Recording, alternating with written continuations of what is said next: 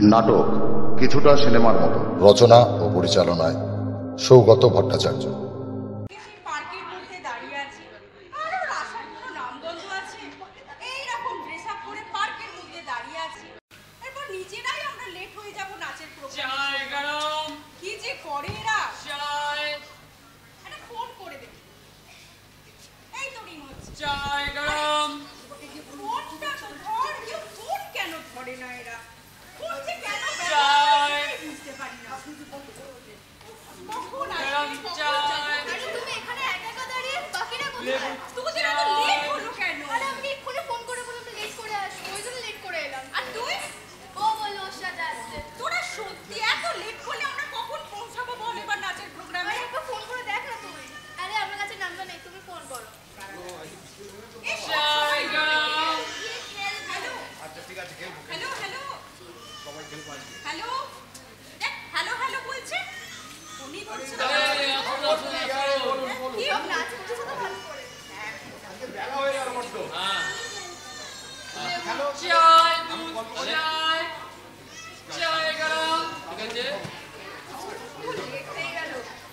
এই এসে গেছি সরি রে, বড্ড দেরি হয়ে গেছে, বড্ড হাতে গেছে। সরি একটু বসতে দে আমাকে। বস বড্ড আমি দেরি করে আসতে পারিনি, জানিস তোরা এত লেট করে দিলি। তুই চা খেয়ে আসতে পারিস না? আমরা কখন থেকে এখানে দাঁড়িয়ে আছি। অনেকক্ষণ হয়ে গেছে। চা খাবো, দেখ শেষ করা। এই চা একটু এখানে আসো। এই তোরা দুজন খাবি চা? না ও এরা তো চা খায় না, এরা ডায়েট করছে, এরা চা খায় না। চা একটু আমাকে দিয়েছে বাবা। দিয়ে যা। শোন না, চা খাবেন নাকি? এই নে চা খাও। থ্যাংক ইউ তুই লেট করে এসেছিস, তুই কিন্তু আজ পেমেন্ট আচ্ছা ঠিক আছে। আপনার শরীর সব ঠিক আছে তো? বাড়ি বাজার তো ভাত খেয়ে বেরিয়ে গেলাম। আমরা 10 টাকা করে 20 টাকা চা হয়েছে। আজকে নিচে এসেছিস পেমেন্ট করবে। একটু তাড়াতাড়ি করবেন, যদি একজন আরেকজন ডাকছে। হ্যাঁ ঠিক আছে তো? হ্যাঁ এই ছিড়ে হ্যাঁ তুই বসে রেস্ট নে। চা দিয়ে আগে আসছে বস না। করে বন্ধ করে বাবা। কি করবো দাদা, বলে একটু আরেকজন ডাকছে। ভালো ছিল। অল্প করে দেয়, বেশি দিতে হবে না। 2 টাকা করে দে। অল্প দিবি? হ্যাঁ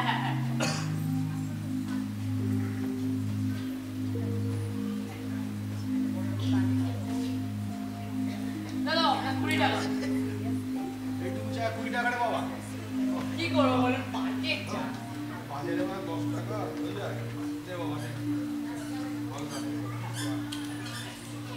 চাই গরম চাই।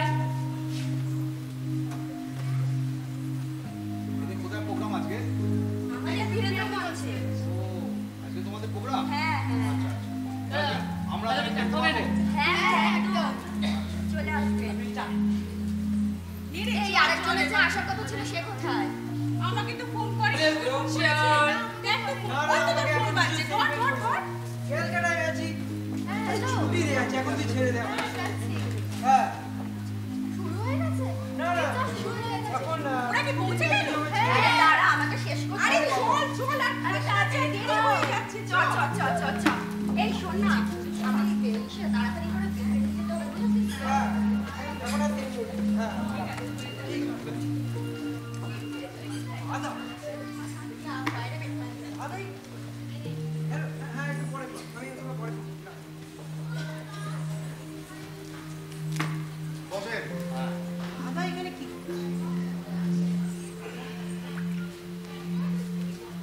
অনেক বিক্রি হয়েছে তো। দাদা হ্যাঁ দাদা আশীর্বাদ তো। দাদা আশীর্বাদ করি আরো বিক্রি হবে। চিনতে পারছো? তুমি পারছো না? হ্যাঁ ভালো আছো তো? হ্যাঁ ওই চলছে। দাদা তোমার সাথে প্রায় 5-6 বছর ওর দেখা। হ্যাঁ আচ্ছা দাদা, মুরগি কেমন আছে?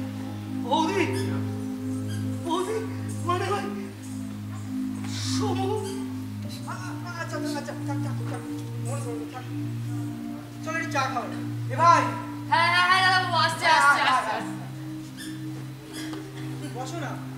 ঠিক আছে, হ্যাঁ দাও বল। 2 কাপ চা। হ্যাঁ। কত? 10টা 20 টাকা। আচ্ছা, আচ্ছা জলের জল আছে? হ্যাঁ হ্যাঁ হ্যাঁ হ্যাঁ হ্যাঁ তাহলে আগে জল। কত টাকা? আচ্ছা, আমি দিচ্ছি। 20 টাকা। 20 টাকা? হ্যাঁ কি করবো বলুন, পার্কের জলের বোতল আচ্ছা, এখানে তো দাম ঠিক আছে, হবে। ঠিক আছে, ঠিক আছে, দাও। হ্যাঁ।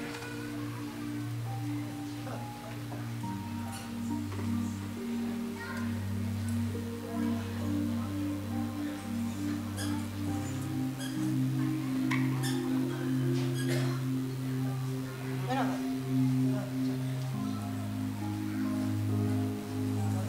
এই নাও, দেখে নিন। হ্যাঁ হ্যাঁ হ্যাঁ।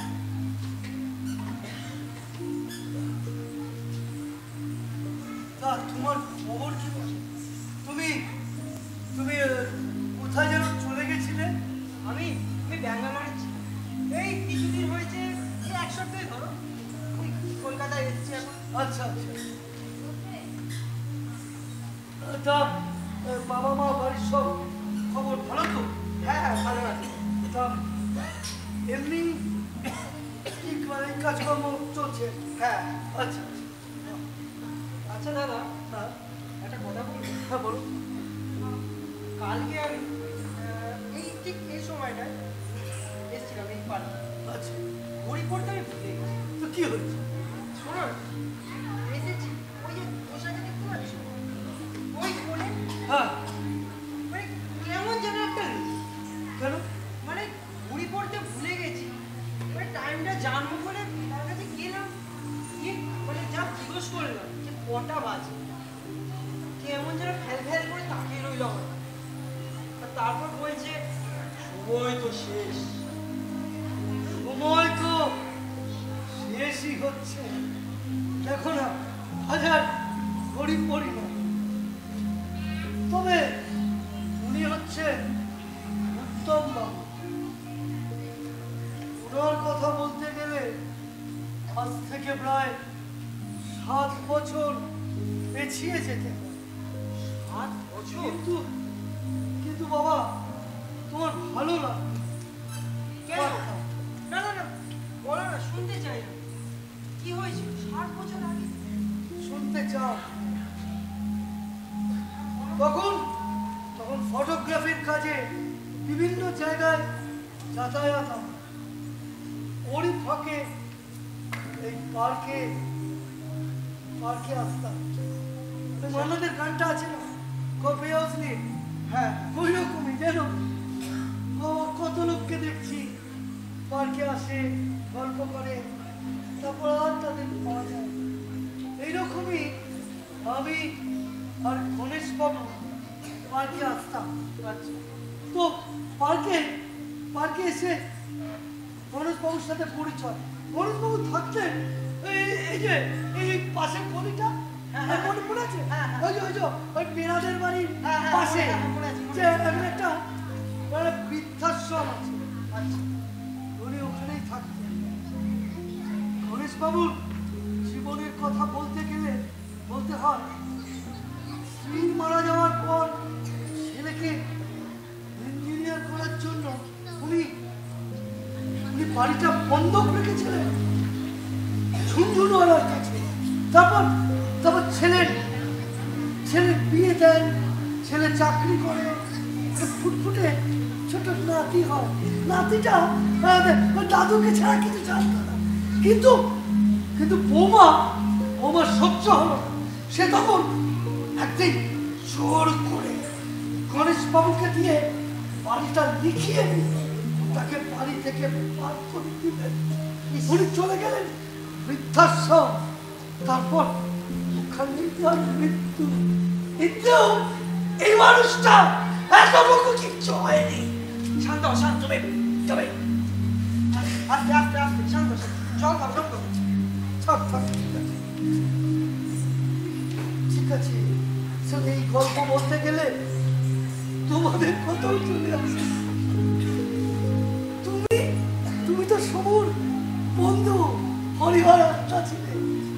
যেদিন সমু পাশ করে বাড়িতে এলো, ও তো স্কলার ছিল, ফার্স্ট ক্লাস ফার্স্ট হয়েছে। এসে বলছে, দাদা তারা আমি ফার্স্ট ক্লাস পেয়েছি, আমি চাকরি পেয়েছি। কি বলিস রে শোনো, চাকরি সবাই তো পাস করলি। আমরা ছিলাম নিঃসন্তান। ওর ভাই নয়, ওর সন্তান।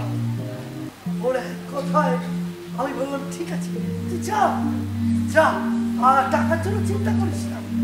ও বলছে কি জানো, যে দাদা দাদা টাকা কেন, এতদিন ধরে তো তুমি ওরকম ওরকম ভাই থাকলে আমি আগামী জন্মেও নিঃসন্তান হতে চাই। তারপর তারপর তো শুধু শুধু আমেরিকা যাচ্ছে, ওর বৌদি কিছুতে ছাড়বে না। আমি আমি ওকে বোঝালাম ওর একটা ভবিষ্যৎ আছে। তারপর প্লেনে করে আমেরিকার উদ্দেশ্যে যাচ্ছে। এবার এবার আমার মনে আছে জানো ভাই, তুমি শোনো আর ও যখন দুবাইতে গেছে, দুবাই থেকে আমাকে ফোন করে বলছে, দাদা কালকে সকালে সান ফ্রান্সিসকো থেকে চা খেতে খেতে তোমার সাথে গল্প করবো, ভিডিও কলে। তারপর রাতটা কিছুতে কাটছে না। সকালবেলা বাজার করে এসেছি, এসে টেলিফোনটা বেজে ওঠে। This is FBI. Sorry, we have a bad news. The aircraft number 53345 Dubai to San Francisco had been crashed. And I'm very sorry to say Mr. Somnath Bose is dead. শান্ত হও, শান্ত হও। আমি আজ শান্ত শান্ত, আপনি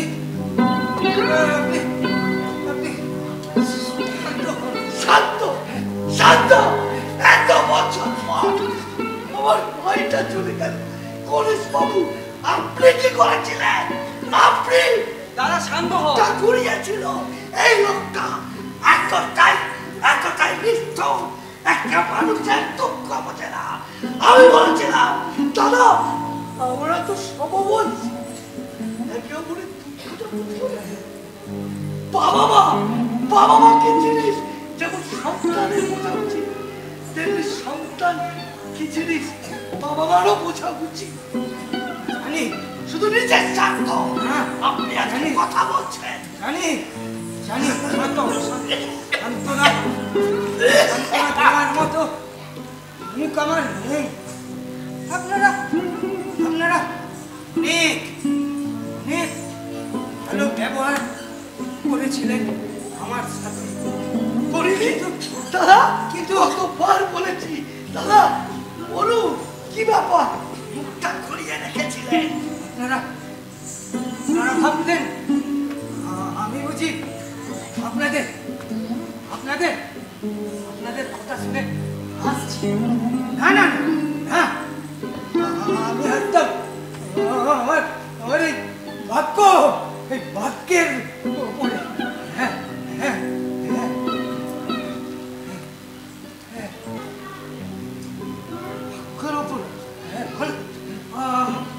আমরা তো কিছুই জানি না। আপনি কিছু বলুন না, আপনার সম্পর্কে বলুন না, আমরা শুনতে চাই। বলুন শুনতে চাই আমরা। বলুন কিন্তু তুমি জানো ভাই, সব শোনার পর না ঘেন্নায় আমার দিক থেকে আপনারা মুখটা ঘুরিয়ে নেবেন। এটা কি বলছে?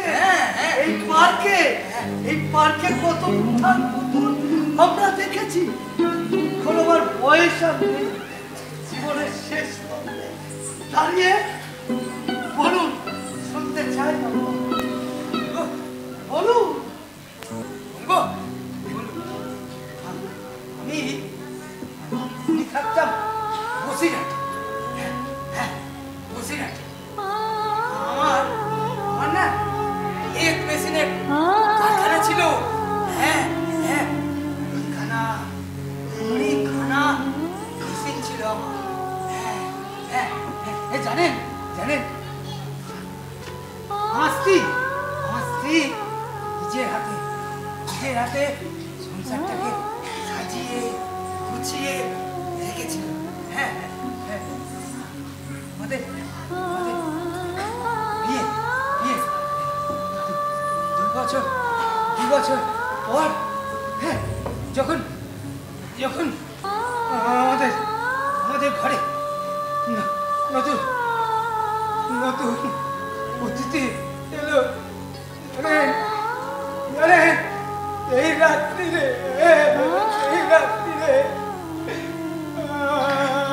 আমার স্ত্রী আমাকে ছেড়ে চলে আপনার স্ত্রী? জানো জানো ভাই, জানো শেষ শেষ কথাটা আমি না আমি বলতে পারিনি। তা কিছু করার ছিল না? কিচ্ছু করার ছিল না রে ভাই, কিচ্ছু করার ছিল না। শুধু শুধু মনে আছে ডাক্তার আমায় বলেছিল আমার নাকি পুত্র সন্তান হয়েছে। হ্যাঁ হ্যাঁ রাগে দুঃখে ঘেন্নায় আমি ওর মুখও দেখিনি। না না না না না, হ্যাঁ হ্যাঁ মাকে তো ছেলে, হ্যাঁ হ্যাঁ ছ্যা ছ্যা ছ্যা ছ্যা ছ্যা ছ্যা। হ্যাঁ আমি ওকে শনি বলে ডাকতাম। হ্যাঁ শনি, হ্যাঁ মাকে খেয়েছে আবার কি? হ্যাঁ জানেন শুনবেন, শুধু মাকে খাইনি, আমার সোনার মতন ওই ব্যবসাটা 1 বছর যেতে না যেতে লাটে উঠে গেল। লাটে উঠে গেল। আমি ওকে আয়ার কাছে দিয়ে দিলাম। যা আর খাওয়া দাওয়া কিছু, হ্যাঁ 2 বেলা 2 মুঠো ভাত, ব্যাস লেখাপড়া কিচ্ছু না। হ্যাঁ হ্যাঁ আমি এইভাবে, জানেন, এইভাবে আমি 20টা বছর কাটিয়েছি। হ্যাঁ জানো ভাই, আমি লোকের কারখানা থেকে মাল অর্ডার দিয়ে এই কাঁধে করে মোট নিয়ে বাসে করে দোকানে গিয়ে মাল সাপ্লাই করে, চিন্তা করতে পারো 20টা বেশি যার ছিল তার কষ্ট কতটা হয় ভাবতে পারো। তারপরে একদিন আর নিয়ে বাসে উঠতে যাবো, বাস থেকে পড়ে গেল। হ্যাঁ পড়ে গেল। সেদিন আমার চোখ খুলে গেল। হ্যাঁ আমি বুঝলাম ভগবান আমাকে উচিত শিক্ষা দিয়েছে। হ্যাঁ হ্যাঁ হ্যাঁ হ্যাঁ আমি তো অনেক অত্যাচার করেছি। হ্যাঁ আমি অনেক অত্যাচার করেছি, সেই জন্য ভগবান আমাকে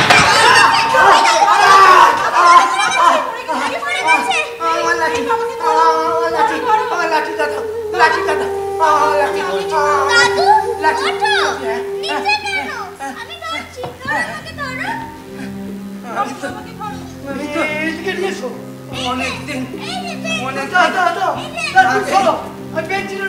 পড়ে গেছি।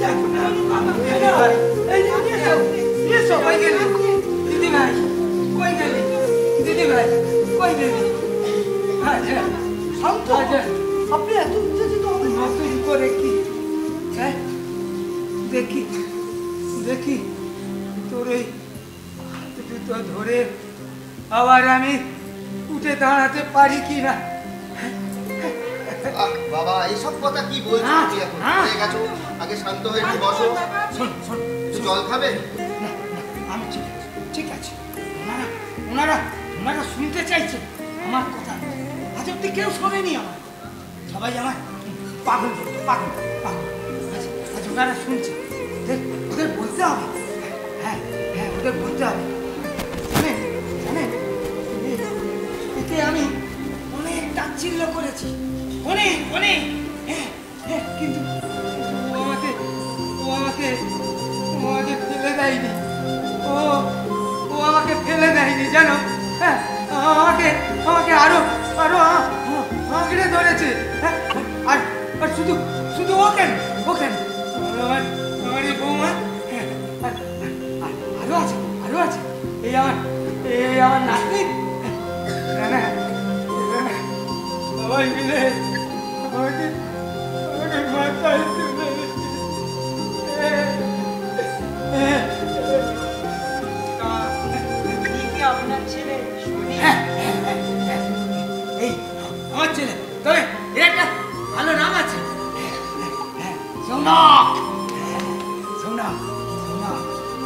দাদা দাদা আমার একটা কথা বলো, না বুঝে হয়তো একটু বেশি খারাপ আচরণ করে ফেলেছি, আমি ক্ষমা চাইছি। আমরা অনেকদিনই আপনার সাথে মানে ভালো সম্পর্ক রাখতে চেষ্টা করেছি। আসলে কি জানেন, সংসারে থাকতে গেলে ঘটি বাটি থাকলে একসাথে ঠকি হয়, কিন্তু সারা জীবন ওই ঝগড়াটাকে মনে রাখলে জীবন চলতে পারে। তা আমার একটু জল দিই আপনাকে, তা পড়ে গেছিলেন দাদা, একটু জল জল খান। আমি বলতে চাইছি যেটা, যে আমি বা উত্তম বাবু, সরি গণেশ বাবু যখন আসতাম ওই ধরুন 5টা, 5:30, আর বাড়ি যেতাম 6:30, 7টা। কিন্তু আমরা যখন পার্কে আসতাম তখনও আপনি এখানে, আবার যখন বাড়ি যাচ্ছি তখনও আপনি এখানে। আমরা বুঝতে পারতাম না মানে আপনি কোথায় থাকেন, কি ব্যাপার। ব্যাপারটা আপনাকে বলে, হ্যাঁ বলো। ব্যাপারটা হচ্ছে বাবাকে মানে উনি যখন আমরা এখানে আসি, হ্যাঁ আর আমিও ওই পাশেই 85 পাড়া আছে না, হ্যাঁ ওইখানে একটা কারখানায় কাজ করি। আচ্ছা আর কারখানায় কাজ করার সময় ওখানে একটা ছোট ঘর নিয়ে থাকি। আচ্ছা। আর এই যে আমার স্ত্রীকে দেখছেন, নমস্কার কাকু। আমার স্ত্রী একটা টিউশনটা স্কুলে পড়ায়, আর তুই একটা টিউশনই পড়ে বলে, এইভাবেই আমরা বাবাকে সামলাচ্ছি। খুব সুন্দর, খুব আসল কথা কি জানেন কাকু? বুঝতে পারলাম। আসল কথা কি জানেন কাকু? রোজ বিকেলে 4টের সময় মানে আমি মেয়েকে নিয়ে যখন পড়াতে যাই তখন বাবাকে নিয়ে এখানে আসি, আর ওই রাত যখন 8টা, 7:30 বাজে সেই সময় মানে আমি আমাদের মেয়েকে নিয়ে যখন বাড়ি ফিরি সেই সময় বাবাকে নিয়ে একসাথে বাড়ি ফিরি। তা মা তুমি কোথায় পড়াও বললে? এই কাছে মিউনিসিপাল স্কুলে। বাহ বাহ, তুমি কারখানায় কাজ করছো। আসলে কি জানেন, ও আমার ছেলে বলে বলছি না, ও হচ্ছে আমার ভগবান। হ্যাঁ হ্যাঁ বাবা বলতে এখন আমার কি মনে হয় জানেন, আমি বোধহয় ওর শনি হয়ে গেছি। বলো না বাবা, এইসব কথা বলো না, একদম বলো না। আমি ব্যাপারটা খুলে বলছি কাকু আপনাকে, জীবন তো আমার বাবারই দেওয়া, তাই বাবাকে ভালো রাখা, সুখে রাখা এটা তো আমার একটা কর্তব্য। আর তাছাড়া আমার স্ত্রী বা আমারও তো একটা স্বার্থ জড়িয়ে আছে। হ্যাঁ নিশ্চয় নিশ্চয়। তা স্বার্থটা কি? আসল কথা কি জানেন কাকু, আমাদেরও তো একটা মেয়ে আছে, আর সেই মেয়ে বিয়ে করে যদি অন্যের সংসারে গিয়ে সেই শান্তি সুন্দর সংসারকে ভেঙে চুরমার করে দেয়, তখন আমরা কোথায় গিয়ে দাঁড়াবো বলুন? আবার কাকু এটাও তো হতে পারে, সেই মেয়ে বড় হয়ে গিয়ে যখন বিয়ে হওয়ার পরে এই বাড়িতে ফিরে এলো, এসে বললো এই বাড়ি আমরা বিক্রি করে দেবো, এই বাড়ি থেকে তোমরা চলে যাবো, তখন আমরা গিয়ে কোথায় থাকবো? ঠিক কথাই বলেছে ও কাকু। ঠিকই বলেছে। তবে উত্তমবাবু, আপনার ছেলে যে কাজ করুক না কেন, তিনি একজন আস্ত একটা ভালো মানুষ, আদর্শ ব্যক্তি। ঠিক ঠিক। ও দাদু, চলো বাড়ি যাই। আজকে আমার পুতুলের হাত পাগুলো খুলে গিয়েছিল, সেটাকে জোড়া লাগাতে হবে। চলো। তবে দিদি ভাই শোন, তোকে একটা কথা বলি, ওই পুরনো ভাঙা পুতুলটা তুই ফেলে শোন আর বলে আমি একটা না সুন্দর পুতুল এনেব। হ্যাঁ এসব কি বলছো তুমি দাদু ভাই? তাহলে কি পুরনো সব জিনিস আমি ফেলে দেবো? পুরনো ভাঙা জিনিসকে জোড়া লাগানো যায় না? বাহ, কি কথা বললো গো, সুন্দর শিক্ষা। কি কথা বললো গো। হ্যাঁ ঠিক পুরনো ভাঙা জিনিস তো জোড়া লাগানো যায়।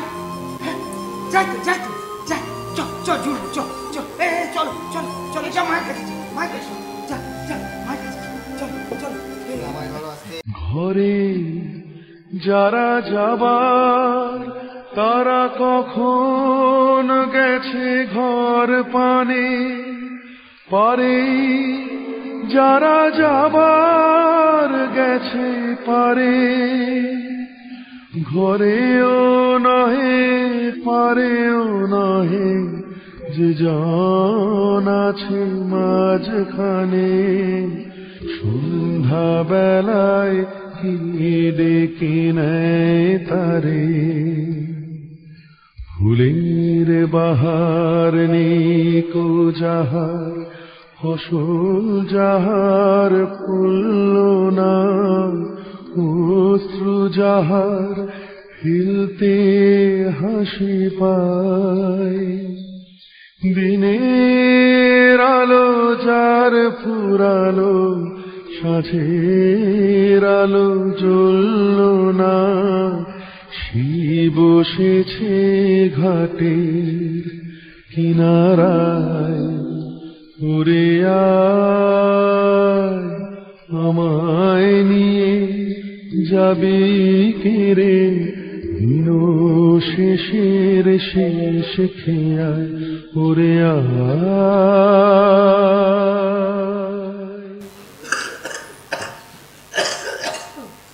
পার্থ, হ্যাঁ দাদা বলো। পার্থ, আজ যেন আমার না ফিরে যেতে ইচ্ছা করছে কেন?